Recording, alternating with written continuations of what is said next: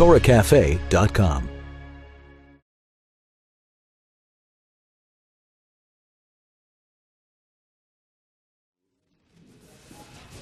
We're here, myself, Rabbi Levitansky, born and bred in Simcha Monica, California. Rabbi Gopin from Chabad, Israel. Rabbi Raices from Brooklyn, New York.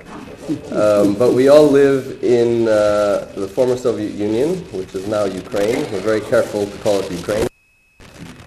And we live along the Russian border, which is the area. We don't want to get into the politics of it, but I'm sure you have many questions, and we'll get to them if you have questions later. We'll be happy to answer the questions.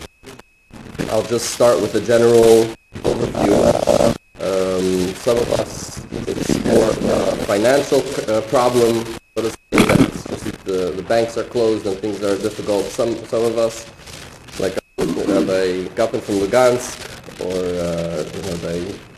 the rabbis from Donetsk, it's more of an actual danger problem. The Alter Rebbe says that we need to live with the times. Living with the times to us means with the Parsha of the week. In this week's Parsha, we begin that Yaakov left Be'er-Sheva, he left from Israel, and he went to Haran. And Rashi says Haran is Haroinei Sholom. It's the anger of the world, the difficult part of the world. And the Rebbe explains that specifically in Haran, that is where Yaakov builds the Jewish people. Many times when we speak about the Jews in Ukraine or conflict in Ukraine and problems, and when I email to people, and the first or second question they have is, why don't you just get out of there? Ukraine was always known to be anti-Semitic, and it's always, why don't you just get out of there?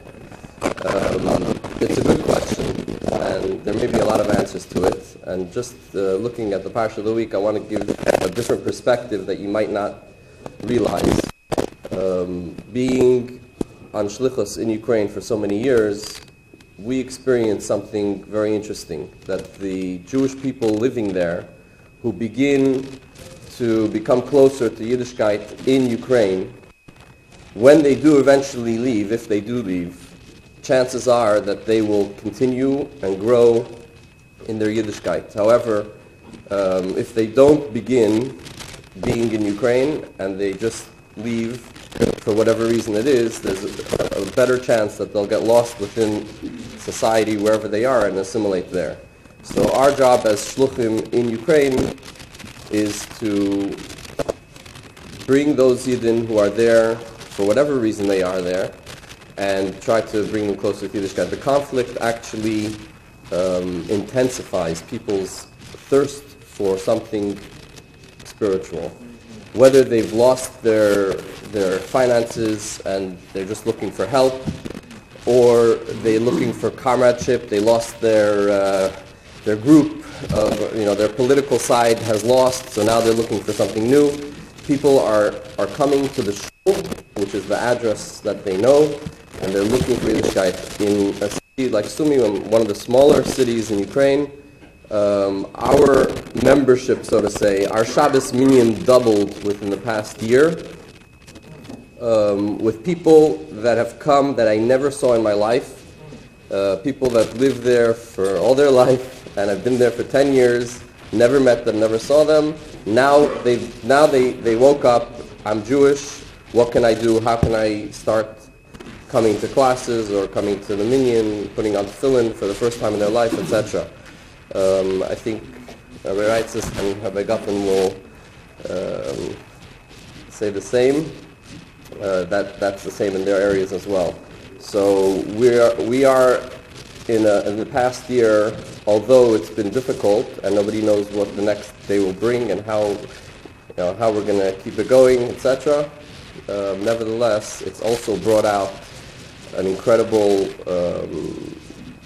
thirst for Yiddishkeit. People have come from all sides. Another point that I want to just say, I'm sure you all heard the joke of the Jew that comes to the rabbi and says, I want to be a Kohen because my father was a Kohen and my grandfather was a Kohen, etc. And he's willing to pay the price to be the Kohen. In Ukraine, we have many Jews that come and they want to be people. They want to become Jewish. There are perks in being Jewish. You get a free pass to Israel, etc. So you get people who come and they want to become Jewish. The first question is, why do you want to be Jewish? Why you need it?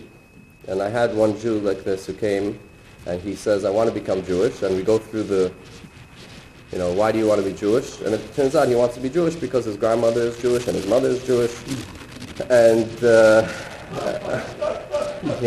okay, so you're Jewish. It turns out that this Jew is actually a surgeon in the local hospital. And he starts to come to put on tefillin, and he's becoming more active. On Shabbos, he doesn't show up. And then after a while, I start discussing with him, maybe you should come for Shabbos. He says, it's difficult. I'm a young surgeon. I'm a rookie.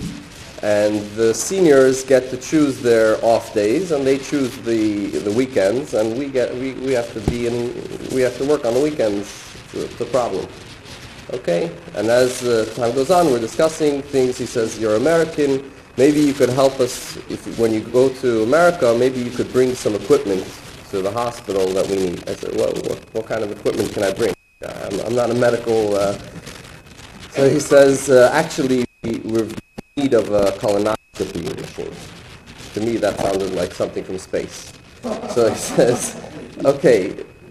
he starts explaining to me what it is. He writes it down, and I said, you know what? The next time I'm home in California, I'm going to speak to some doctors that I know. I'm going to ask them, who knows? Maybe he says it's a small thing. You can bring it in your suitcase, not a problem. Okay, there happens to be a surgeon in my father Sholom's Chabad house, and when I mentioned to him, I say, maybe. He says, you know what? Actually, I think I have one sitting in my closet for the past 10 years. It's outdated. If you want it, come to my office tomorrow. Okay. In his office, it's a little machine with coils, a little briefcase. I take the machine, I take a picture of it, I send an email to this doctor. I say, is this the thing? Because I'm not schlepping extra baggage for no reason. He says, that's it. If you can bring that, this is going to save the day. Okay. I won't go through all the tzaras I had going through security about 4 times with this briefcase, coils, and we bring it into Sumy. He says, we're going to present it to the head doctor of the hospital. And to make a long story short, it was in the newspaper, and it was this whole thing. The rabbi, brought humanitarian aid for the hospital. It was okay. The next Shabbos, he shows up in shul. I say, good Shabbos. He says, you won't believe it. I get to choose which days I get off. But the reason why I say this story is for a much broader understanding that sometimes we have no idea why we are where we are and why we're hearing things that we're hearing, and everything is hashgacha pratis, everything is divine providence, and pieces get put together from all sides. The doctor in California has no idea that some piece of junk sitting in his closet for 10 years is going to help another Jew in Ukraine start keeping Shabbos. You never know. With that in mind, I want to give over the microphone here to Rabbi Raices from Kharkov, Ukraine. Go ahead.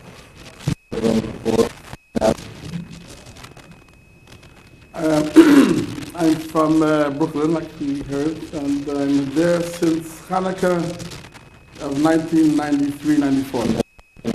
The end of 93, 94. That's when we came there, my wife and one child. Now we're there 21 years later, with our 10th child being born in Kharkov a year ago.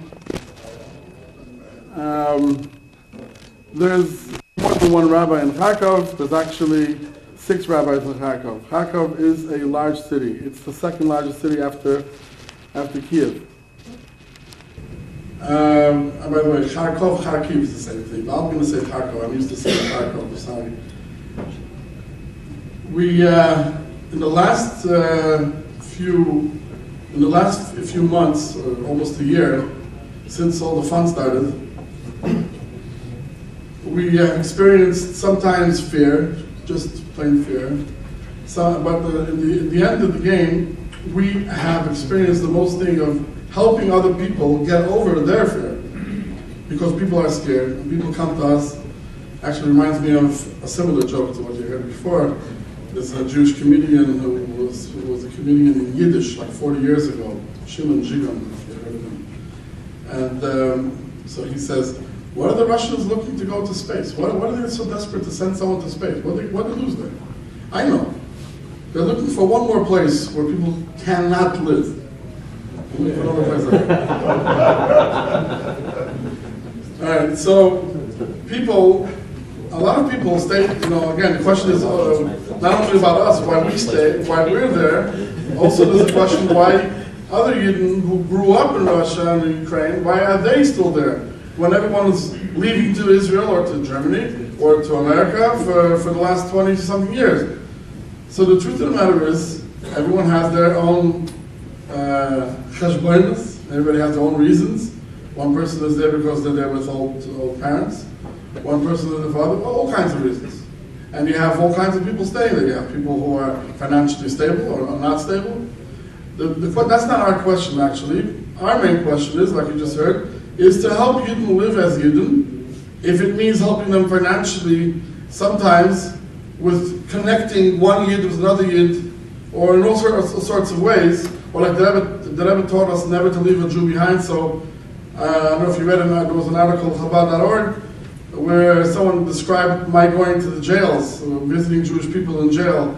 There's a lot of jails in the Kharkov region, Kharkov city and around the city. And if I know of a Jew, sometimes one Jew, sometimes a few, we go visit them, and we try to help them in any way possible. Sometimes we even help them with getting the right person to help them out in their legal. We don't really get involved in even finding out why someone is sitting there, but if someone is asking us for help, let's say they feel that whatever lawyer they have is not helping them, so we'll help them with that. But when it came to this whole story, so we have a whole new heckle.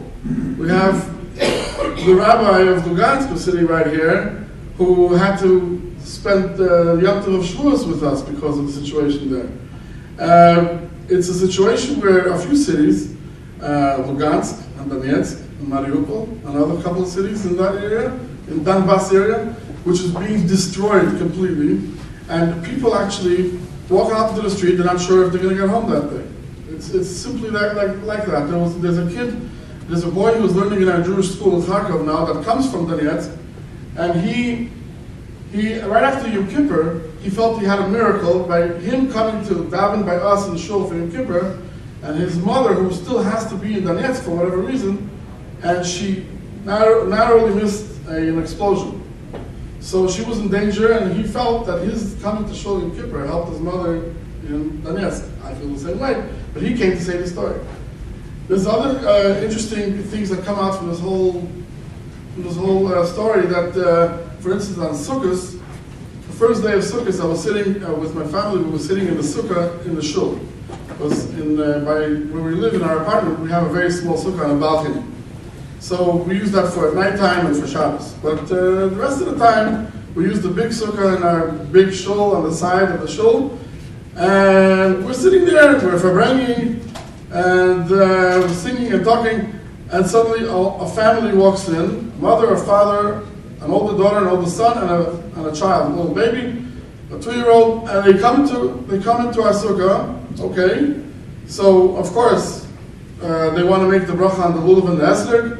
They speak Russian, they speak Hebrew, they lived for some years in Israel. All right, I never saw them before, so I figured, whatever. So I never saw them before. Then I started asking a little bit, if they live in Kharkov. Say, no, we used to live in Donetsk. And there, of course, every Yom Tov, they were part of the community, every Shabbos, every Yom Tov. But when trouble started, they moved away to a city called Slavyansk, which is halfway between Kharkov and Donetsk. It's about 2 hours traveling from them to Kharkov.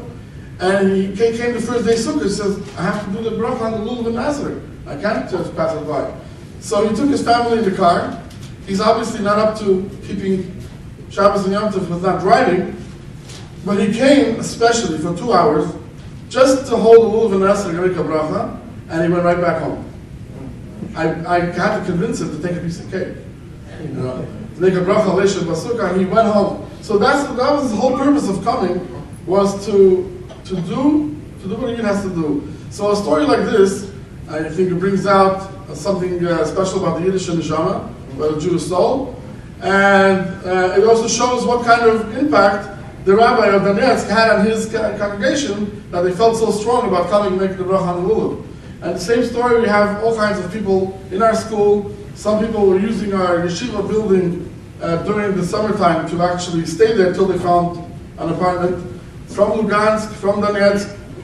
I also have something personal with this whole situation, because a lot of the students that that graduated our yeshiva in Kharkov, where I'm in charge, I'm not in charge of all the different worrying about bringing whatever kind of machines to the hospitals. That's not my department. I'm more involved with the kids in the yeshiva, and we have quite a few graduates that went through our yeshiva that turned out afterwards growing up and having a chuppah and a Jewish family, and they are actually shluchim of the Rebbe, some in Donetsk, one in Mariupol, and I worry for them. I know them personally. I'm in touch with them. 2 of them already left to Israel because they realized there's no choice. Another one moved to the Negev Petros, and another one insists on staying in Mariupol even though it's dangerous, because he can't leave this. He feels he can't leave his people. So the situation, and then you have on top of that, you have the collapsing of the financial. It's collapsing all over the place. Unfortunately, you have people who are losing their, should we say, losing their pants? I come from Brooklyn, so I can speak that. People are losing their money.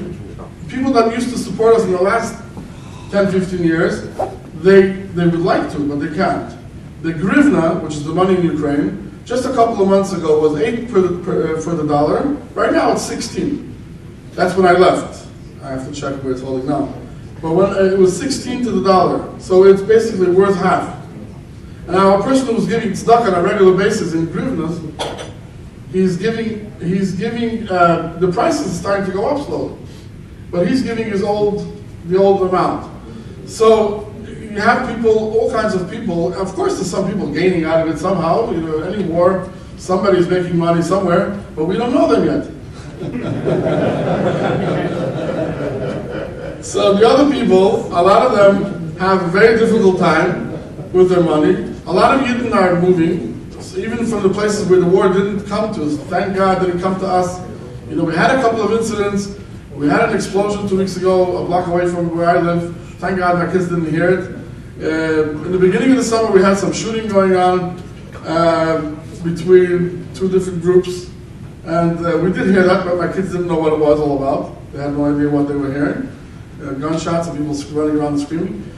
At the end of the day, thank God, we go to shul, and people come to shul, and there's a school running. We have some incidents. I don't think it's government-funded anti-Semitism in Ukraine. I actually think that any side, even the Russian side, who's so for us, they're the troublemakers right now. For us in Ukraine, I'm not talking now for the rabbis in Russia. So for the rabbis in Ukraine, for the Jewish communities in Ukraine, because of the whole balagan that's going on, it's a problem. But they insist that they want to help the Jews to be safe from the new Nazi government that came to Ukraine. Is there foundation to what they say? I have no idea. It doesn't look like it, but who knows? The government of Ukraine wants to prove that they're good for the Jews. So there is no official government anti-Semitism. On the other hand, on a local level, on a regular level, you have, we had our school a week ago, someone sprayed graffiti, anti-Semitic graffiti on our school. Who did it? You know, it doesn't take much. You know, you only need one nutcase, one machine that can do that, and you never know. What the fear is, what a lot of people do fear, is besides the financial problems and everything else, that if the financial problem gets worse, God forbid, people start reacting on the streets. And that's very scary. Because as long as there is some sort of a law and order, some sort of a government. Yeah, we're taught to always pray for the government. So there's a feeling of safety. If that chas v'sholom, God forbid, gets out of control, it's almost as if the war came to us. I mean, I don't know, maybe worse, maybe better, I'm not sure.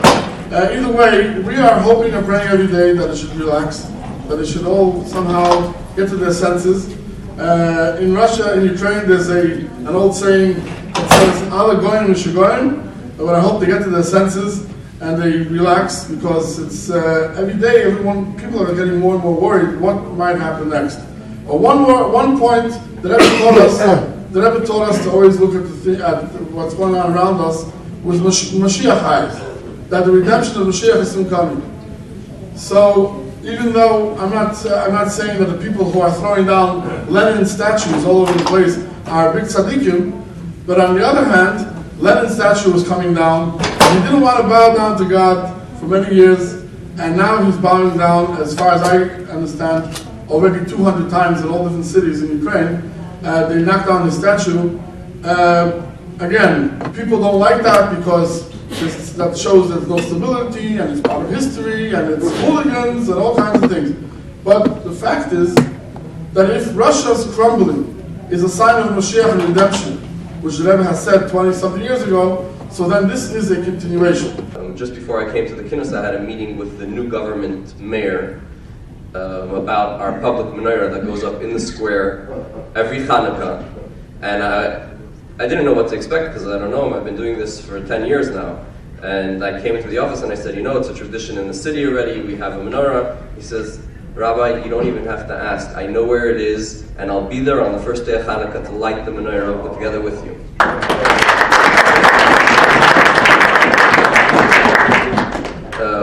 Okay, so without further ado, I want to give over the microphone to my dear friend and colleague, Rabbi Gopin from Lugansk.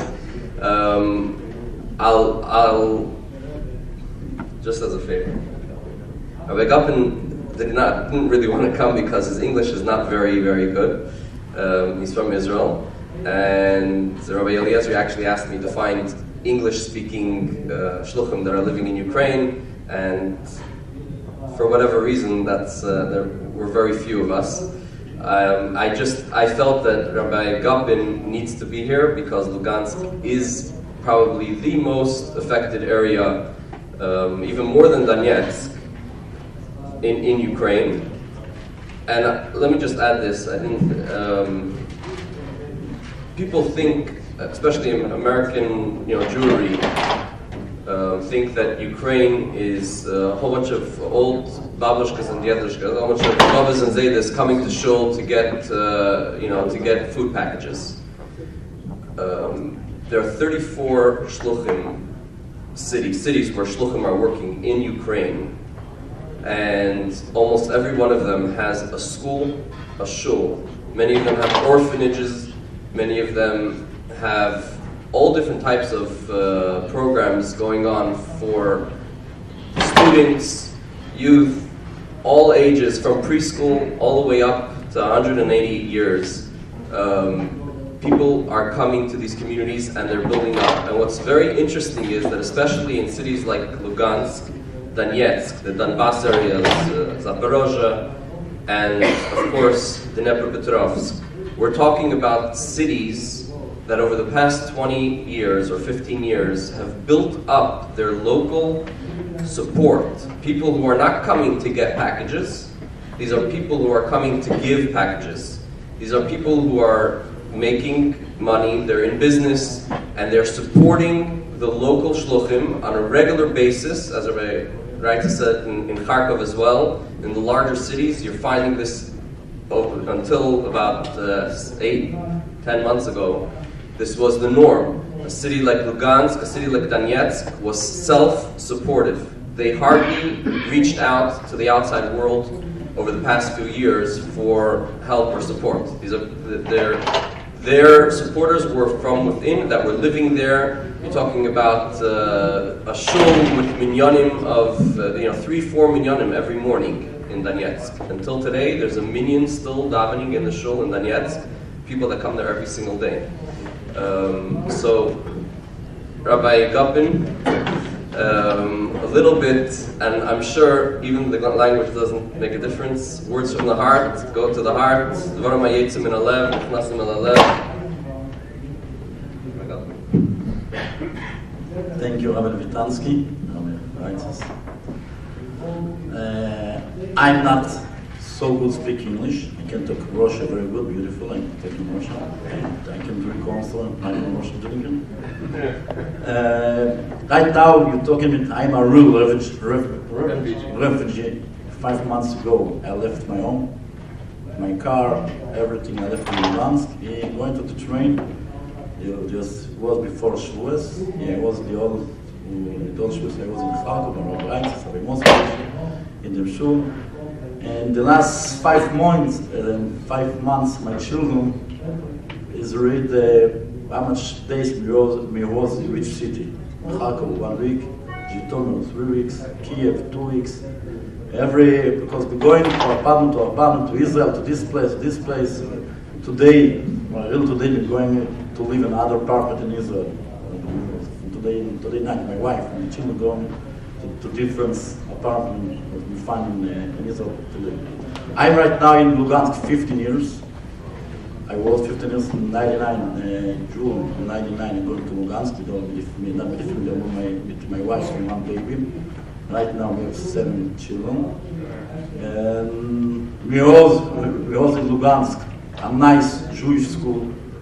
If you want, in square meters, 2,000 square meters, with a nice, nice building, very nice building. We finished the last year. We must finish our shul, Jewish Catholic shul, so Jewish center, so a big shul for 200 people. A kitchen, big nice, mikveh for men, for women, library, everything. Also, they were close to 2,000 square meters.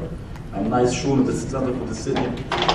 And the last year, nobody ever told me 6 months ago. As today I came to sit over there like a refugee. I cannot believe, cannot be. It cannot work. Lugansk is big. I can little information about these places. In Lugansk, Donetsk, it's called Donbass. Over there live 7 million people.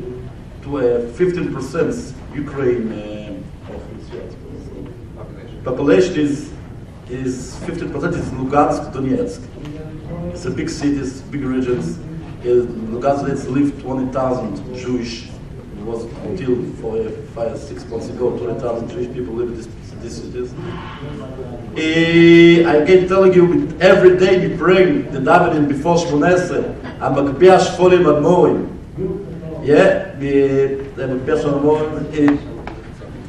The God can pick up us for 1 day. He can't put us down. Yeah, I will tell you a small story about these words.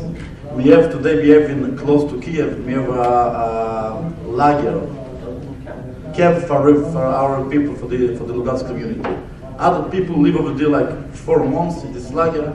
Somebody give money, sponsor, because doesn't know where to go. One day came to visit this place, a Jewish oligarch from Kiev. No, it's an oligarch, yeah, the rich man. This came to the rich man, he came to see what's going on. He need some help, he need money. I don't know.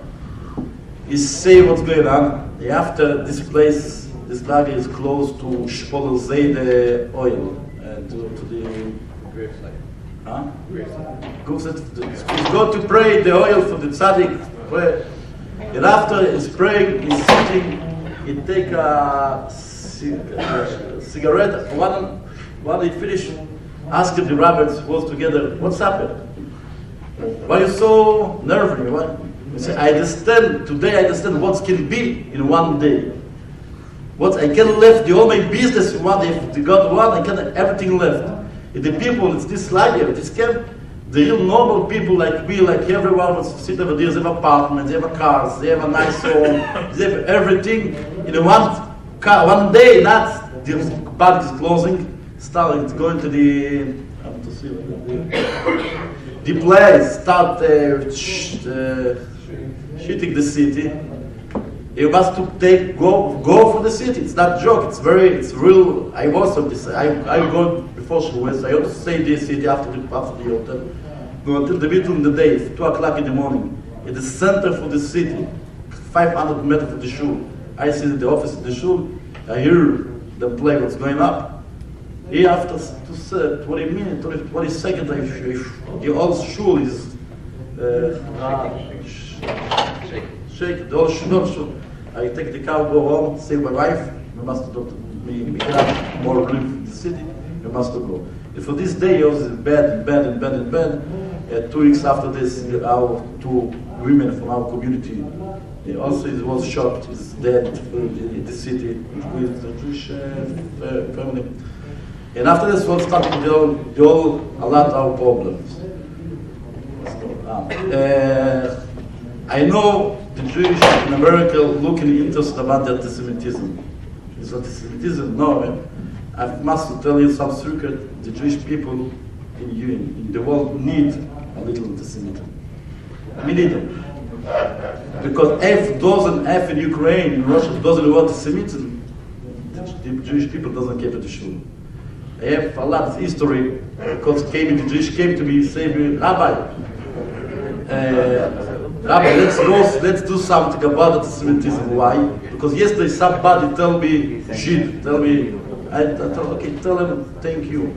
Because this guy will tell you Jew, you today the shul. It's not a joke. In the register, we need for small, we need it. Because Jews have the whole situation today in Ukraine, the Jewish coming back, is only because the Soviet Union, it was anti-Semitism. If Soviet Union was good life and not anti-Semitism, the Jewish people who got married with is never. Yeah. And if you, I can give you something interesting situation. The last week from our city, in our shul, 3 months, no electric, no water, in nothing. The last Friday, we buy a generator, yeah. The generator is not so, it's the minimum we can if we buy something bigger. Somebody came and take it, because today the rov, the government is not the guy who saved Kalashnikov. The one is today is the charge. They take everything, a lot cars from us, good cars, come to you, to the car. People with Kalashnikov, oh, you have a nice car, give it to me. Well, it's my car. Today is no mine. Today is everything. This, I am the chef, I am the boss. Because this we buy a small generator, this gives us only for a little light, for 2 small heaters, because right now the temperature in the shul is like 0, even in the shul. Outside it can be, because the shul is closed, it's going right now it's 0 temperature this shul. Because yesterday was being in the shul, there's a little light, a little ads, not so much. A lot l'chaim to keep the people, the very interesting, the people pray, coming every Shabbos. The Friday night we can come because you cannot go there outside. When starting after that, nobody going outside because it's not good times. No money. In the Shabbos, we have a million, like 30 people coming. Was yesterday in shul. That's it all. This is what's going on right now. My work right now is help to the Jewish, give money to the people, because you don't understand what's mean. Family for three people family doesn't get salary, doesn't working, doesn't go to another city to take apartment to live. Starting to life again is no. It doesn't have nothing. In our program today, we make a big program, collect a lot of money for a lot of fund for the foundation to help. We give cash to people around the old Soviet Union. A lot. With the last, also the about Jewish people we have in Lugansk. I think we have 2,000, 3,000, I don't know.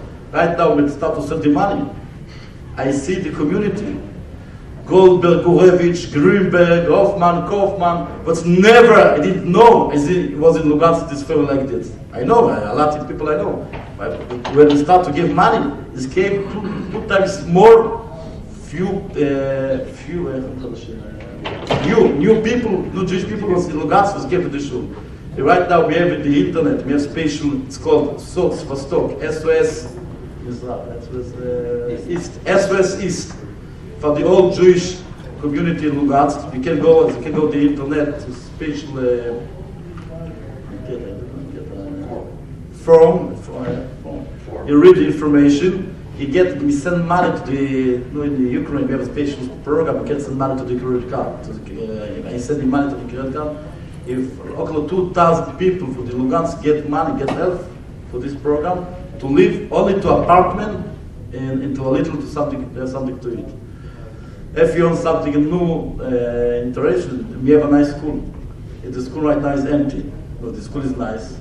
It's really nice. Thank God, nothing happened at the school because they closed the old places. It's get a bomba. Mayom also get some damage also. Mayom also get some damage. Yeah. Our school is full. It's nice school. It's a good place. They came the new government. I'm right now not Ukraine. I'm right now the chief rabbi of the new Respublika. If you watch today morning the picture, the old shluchim picture, yeah, the average shluchim sitting, standing. In the head of state, the chief rabbi for the state sitting. Today I get also a place to get a seat because I start to be a chief rabbi for the Respublika, not for the. I have also a place I can sit also close to Rabbi Kotlowski, close to Rabbi Krinsky, because I was a very new. It came to us the last 2 weeks came to us for the new government in Lugansk to tell me, not me, I cannot came to the city because it's not I cannot be there. He came to the school, looking, a nice building. The Jewish community know to make okay, we need it for us. We need this building for us because a lot of schools is last school is damaged. Your school is nice school. You have a special. We give you gas to this building. We give you light because today is nothing in the school but gas, not light because if we take the building for us. The last week. This is right now our. The fight doesn't take the building. Okay, just tell me, Rabbi. I talked to the phone to the new minister, to the minister. I talked to the phone to them. I tell him it's a Jewish school. It's a private school. It's not today in our Respublika, no private school. Everywhere the Respublika have, this is like the public. If you have this. I can, if I make a software, if I have a card, I can read a selling book, Raices. Not mice, Bobe mice, real mice, real history. What's 2014 years, the Jewish people got through the Jewish people. A lot, very, can't believe. I don't know what the world does interesting so much this history.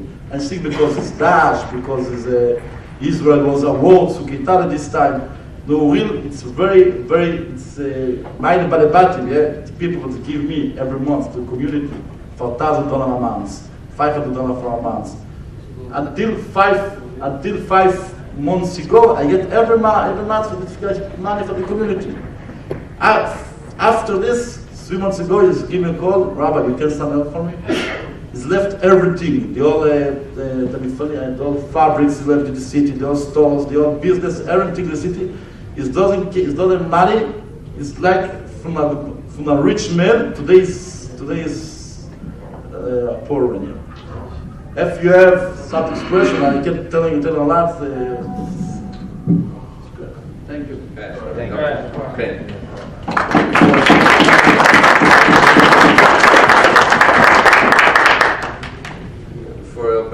to some questions, because the truth is that it's more interesting to answer questions. These are things that are bothering you. When we moved out to Sumy, Ukraine, after a couple of years, my wife was discussing with the children about family. We have family in Australia, family in New York, in California, and my son was 7 years old, and he has a cousin living in California that he got to know because we make trips every now and then. And he says to my wife, "What about Menachem Mendel, my cousin? Why are they not on shlichus?" So my wife says, "What do you mean? Of course they're on shlichus. They're on shlichus in California." And he looks at her and he says, "Shlichus in California? But that's cheating." So the truth is,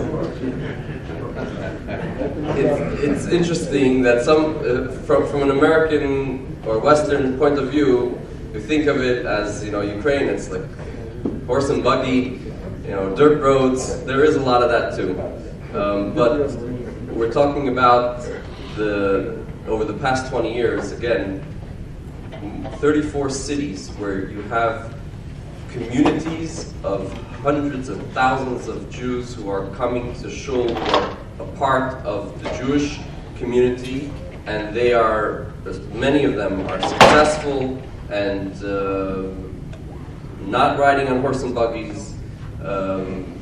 In the Dnepropetrovsk, they built the largest Jewish community center in the world. My mother actually came a few weeks ago to Ukraine to visit because we made a bar mitzvah for my oldest son. And her flight she was supposed to fly to Kharkov and then drive from Kharkov to Sumy, and the flight to Kharkov was canceled and they rescheduled it to go into Dnepropetrovsk, which is a little farther away from where I am. And in this Jewish community center, there's a hotel. So I called one of the rabbis in the Dnepropetrovsk and I said, there's just a situation here, whatever. My mother's coming into the Dnepropetrovsk. It doesn't make sense for her to travel through the night to come to Sumy. Maybe she could stay over in the hotel, and in the morning I'll meet her. We'll arrange for her to come over. So he says, sure, no problem. I'll arrange it. He calls me back 10 minutes later. He says, you won't believe it. There's no space in the hotel. We're not talking about a hotel that has 10 rooms. We're talking about a hotel that has hundreds of rooms. There are the Jewish communities in Donetsk, in Odessa, even I myself, going to these places, was in awe of how many Jewish people are coming to shul to daven, to learn. We just started a new program, and I believe because of the situation in Ukraine, 30 cities opened up a kollel. You know what a kollel is? A kollel means you come to learn Torah. And people are coming to shul in Sumy, Ukraine, where I had trouble getting a minyan when my father passed away 7 years ago. I couldn't put together a minyan every day. Instead, I decided to put 10 people put on tefillin every day. And that was my minyan in honor of my father. Today, every morning at 7:30, we have 12 people that come to sit and learn for an hour before work. It's unbelievable. And this is just a small example. This is going on everywhere. Yeah. Are there Russian foreigners that come into your town that weren't there before as a result of this situation? Let's put it this way. The three of us are shluchim on the Russian border. I don't know if you know Ukraine map, but on the Russian border with Ukraine, which is the northern border of Ukraine and the southern border of Russia, you have Lugansk, Kharkov, Sumy, Chernigov, a little bit further up, that borders with Belarus. On the other side, a little further down, you have the Donbass that finishes with Mariupol. The border was never a border. It was people walking in and out, back and forth. Russia and Ukraine, it's very hard for us also, even for the locals, to imagine that when you get to the border, there's actually a border. You know, you have to give your passport, and they're looking at you and asking you. Russia and Ukraine were partners in everything and anything. Over the past 6, 7 months, 8 months, it has definitely declined between Russia and Ukraine. But to say that there's plenty of Russians coming in, there's plenty of Ukrainians going to Russia. A lot of the Lugansk and Donetsk community is now in Rostov and Belgorod and the neighboring cities near Ukraine on the other side. They ran away to Russia. Were you talking about Russian soldiers, or you mean? Yes, soldiers. They deny. The Russians deny it. They're called green people with no tags. That walk in the street, you see them? I mean, you see people walking that. But again, because we're living in 80% of the people living in Sumy are Russian, Russian-born, Russian. The language on the street was Russian up until 6 months ago. You didn't hear Ukrainian almost. Now people are making a point of speaking Ukrainian because they want to be patriotic. But people are Russian, so to say, oh, this guy is a Russian soldier, he came here to make trouble, how do you know?